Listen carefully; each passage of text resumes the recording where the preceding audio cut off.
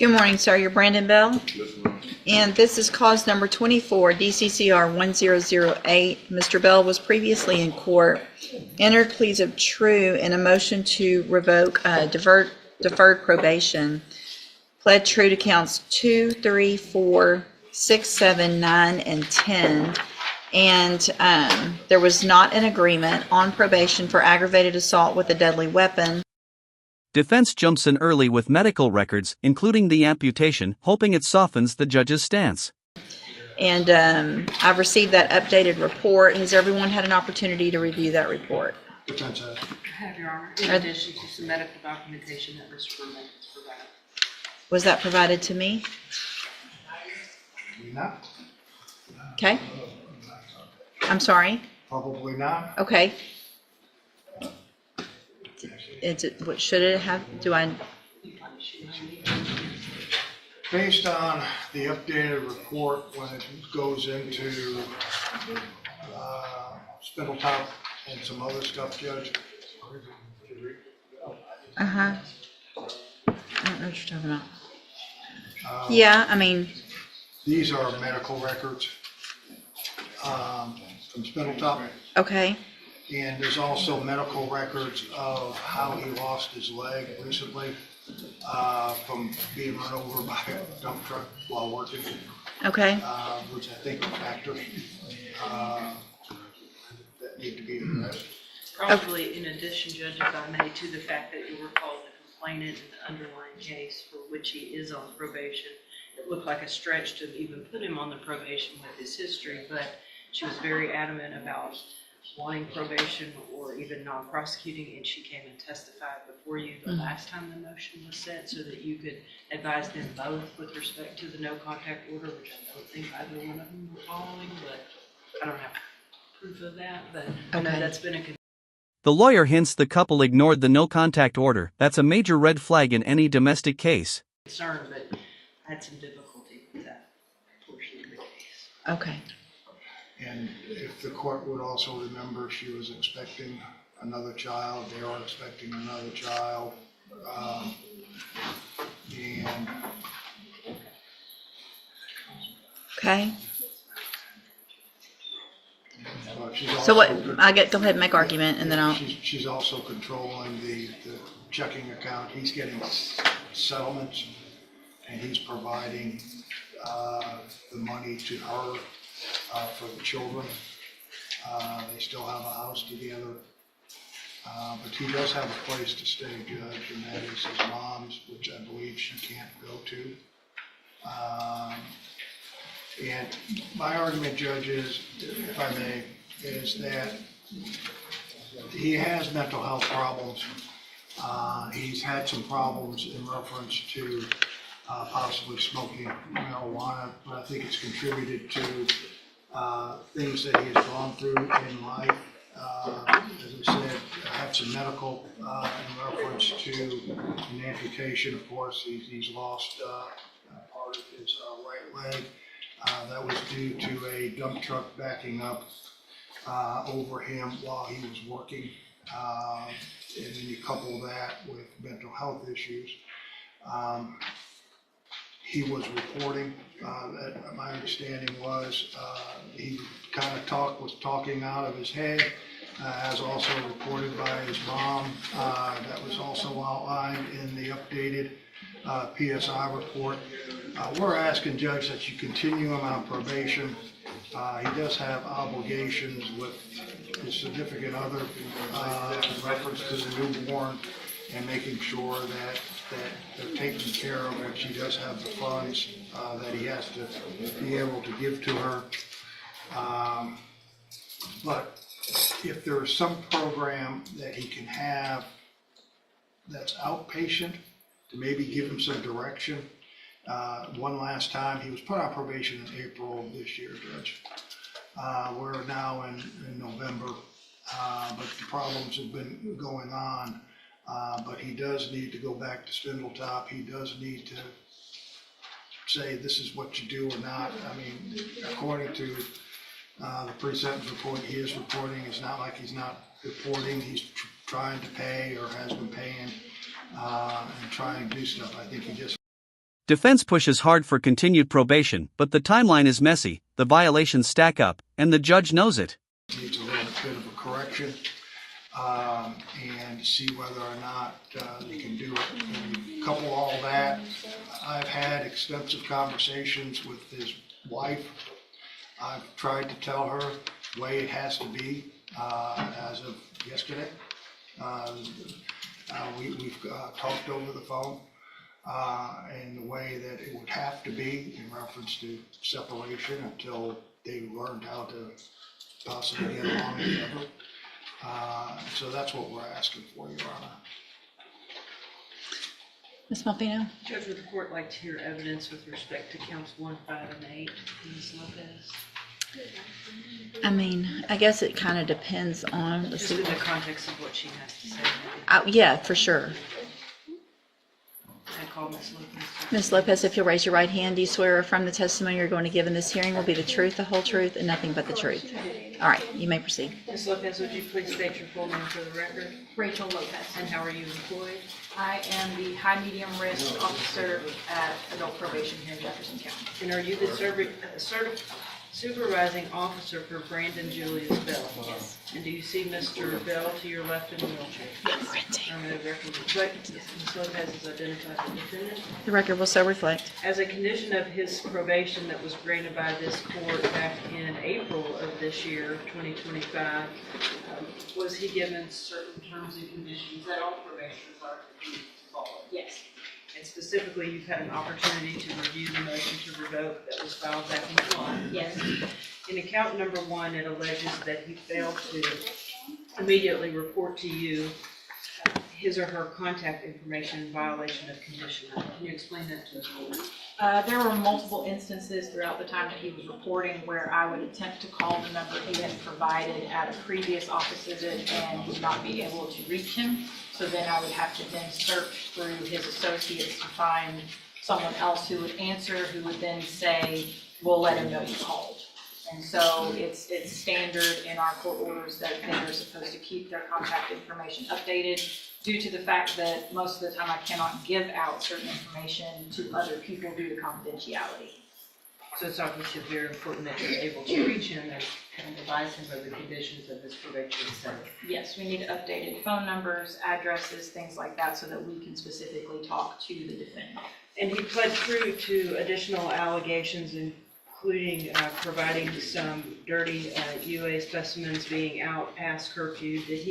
Was he ordered by the court to provide all records and documentations as required by you to you as his officer? Yes. And did he do that? Yes, whenever it applied in regards to like spindle top, yes, those type things. I haven't had any kind of paperwork in regards to the settlement that Mr. Burbank has referenced, but I also recognize that may be a recent thing, and so that may not be applicable yet, but otherwise, yes. So some things you're able to verify, but yet others you are not, which is why you felt it important to include in the motion. Correct. And additionally, in allegation number 8, did he admit to you the adulteration of his UA analysis on or about June 30th of 2025? Here it is, the probation officer confirms he adulterated a drug test. Judges hate this more than almost anything. Yes, when he submitted that urine analysis that date, it was clear in the cup, and I did make a note of that in my chrono. It should be noted that even if someone is extremely hydrated, their urine is not crystal clear. And so when I specifically asked him in the offices at that date, did you do something to make it be negative? He said yes. And so while the drug test reflects negative, he admitted in the office visit that he had taken something, drank something to adulterate his urine. And in fact, you and I have had a lengthy conversation in the past about his use or suspected use of K2 synthetic marijuana, which lends to possible negative UAs when in fact he would be positive just due to the nature of that synthetic. Yes, Ms. Strother, our UA tech, has explained to me that K2 is a difficult drug to drug test for, because much like the flu, there are multiple strands of K2 drugs out there, and our drug test can only specifically test for one type. And so if he had not used that specific type, immediately test negative. And so the incident reports that I received through Beaumont PD indicated that the effects that they were seeing in their reports indicated synthetic marijuana use. And that information is also reflected in your update to the court, correct? Correct. With respect to how his behavior appeared to be altered, involving odd hours, showing up at odd places, attempting to contact the complainant, etc., regardless of whether or not they mutually agreed to do so. And I believe your recommendation is very well thought out and very well put in the updated PSI. Do you have anything to add to the report? I do not at this time. Anybody has some questions? I have some questions. Yes, sir. Ma'am, did you ever get his records from Stone? I believe so, yes.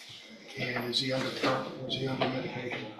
Not during the time of all of this taking place. I know that since he was out on bond, I believe he went to Spindletop as of August 11th, and that was when he began having his medication the way he was supposed to. In your report, you stated in the first or second paragraph that while the defendant does report as directed, he has made basic efforts towards paying his fees, correct? So he has been reported to you. Correct.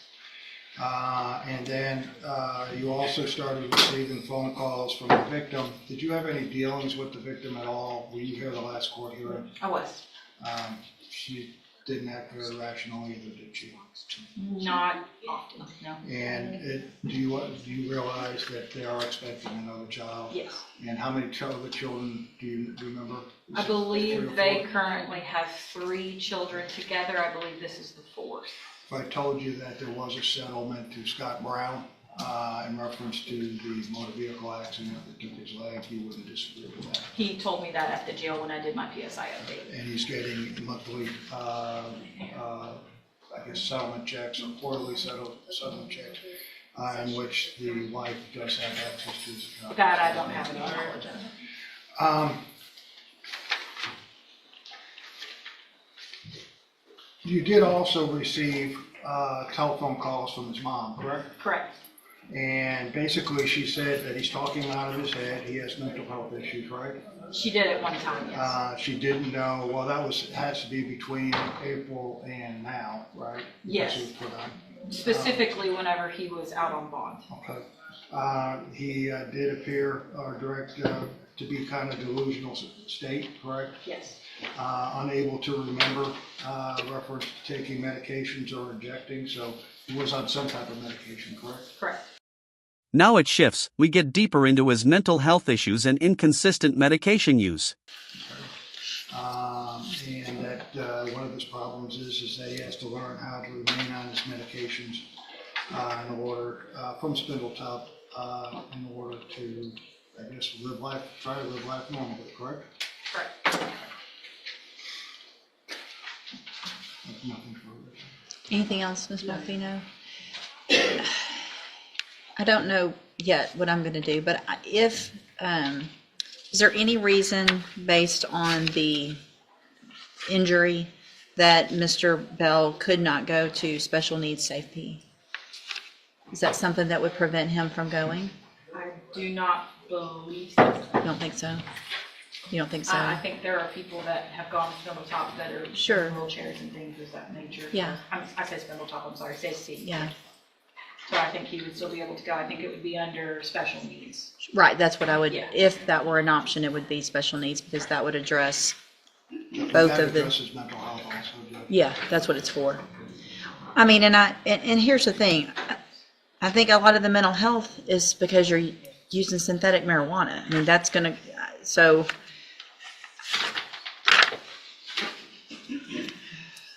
Ms. Malfino, anything else?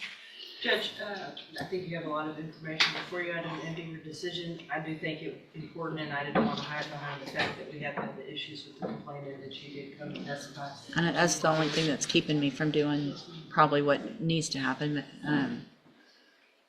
But I don't have an interim update with respect to her. Have you heard anything? I have not heard anything since all of this happened.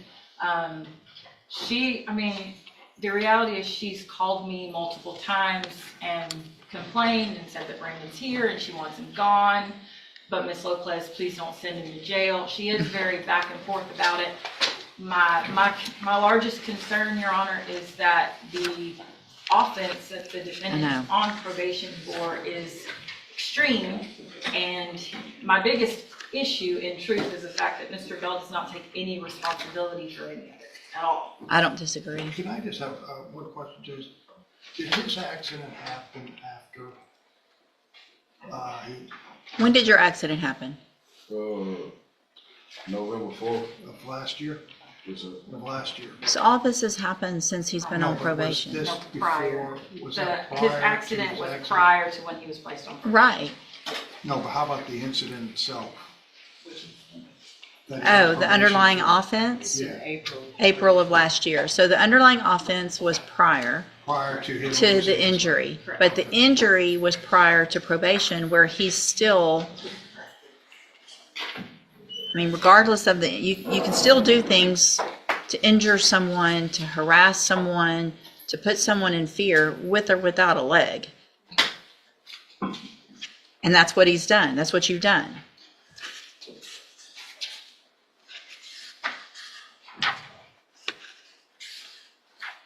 Still make babies with her. I mean, I don't know. I mean, that she was pregnant. The whole point of this is you beat the crap out of her when she was pregnant, and now Third child, we've got the fourth. correct.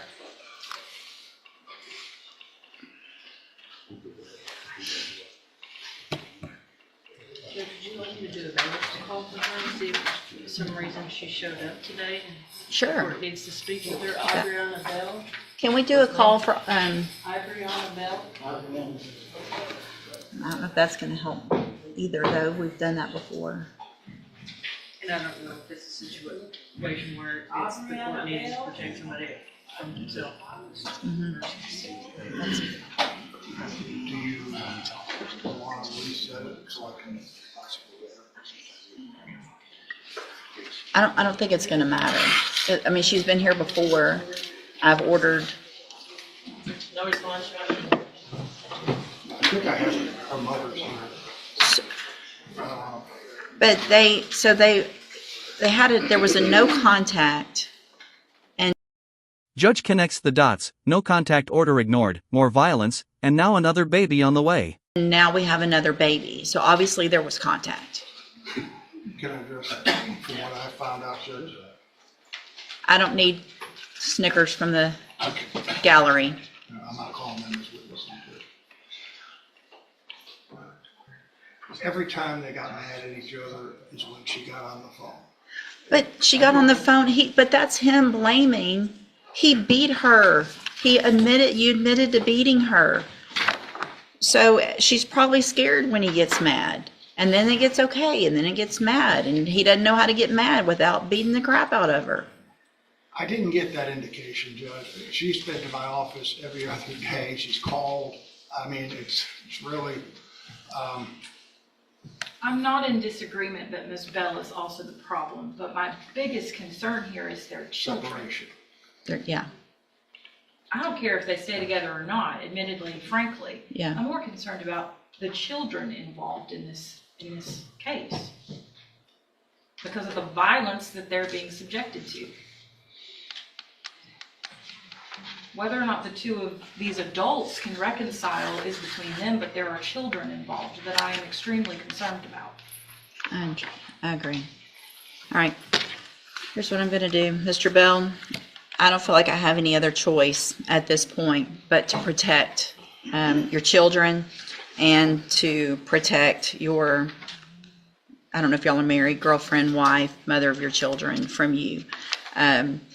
I understand the mental health issues. From what I can tell, most of those are self-induced because you were using K2. There haven't been an incident since I've been on probation.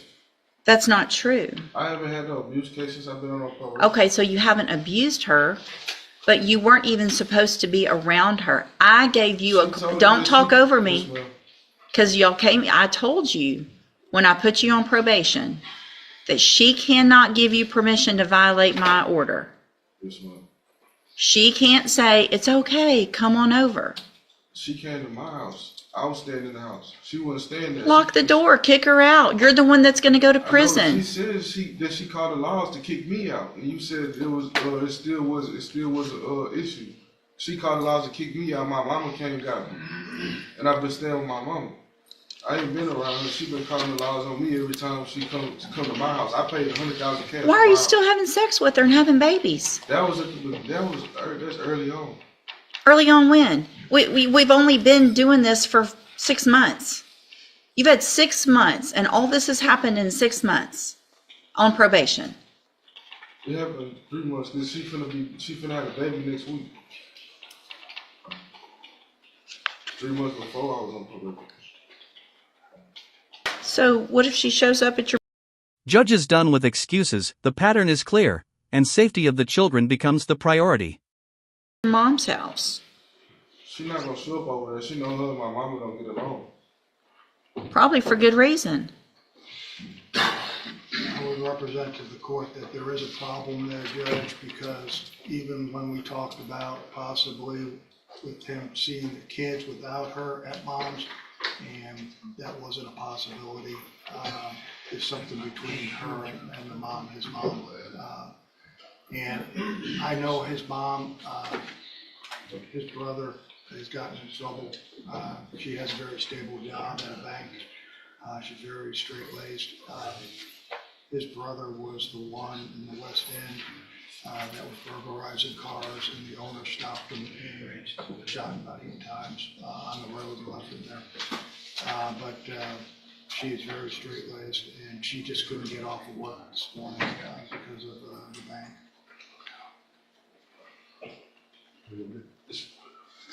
So, But he needs something, Judge. I mean, well, but we tried to give it to him. well, I'm talking about. I have money now to pay for my battery class too. I have money to pay for my battery class and pay off my probation.